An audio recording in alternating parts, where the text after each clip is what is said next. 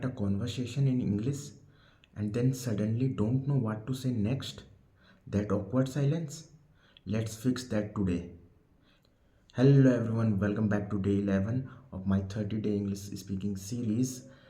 If conversation in English stop too quickly for you, this video will help. Today we will talk about how to keep a conversation going in English. Why conversations die early? Most conversations don't end because of bad English. They end because we answer too briefly, don't ask follow up questions, feel nervous about making mistakes. Conversation is a two-way flow, not a test. Move beyond yes or no. One word answers stop conversation. Instead of just saying yes or no, add one extra line. For example, yes, I like it, especially because it's relaxing.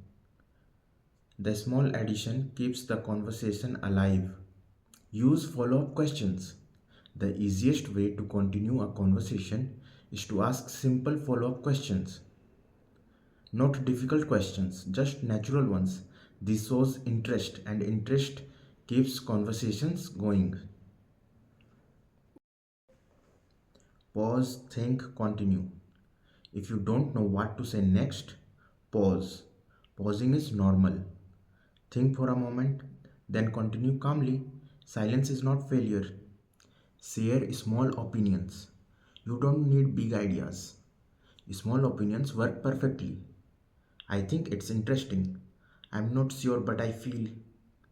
These simple lines add personality and keep conversations flowing.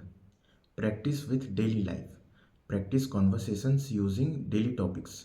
Your day, work or studies, simple experiences. Real topics create real conversations. This was day 11 of my 30-day English speaking series. If you practiced speaking today, comment day 11 done. Tomorrow in day 12, we will talk about how to stop going blank while speaking English.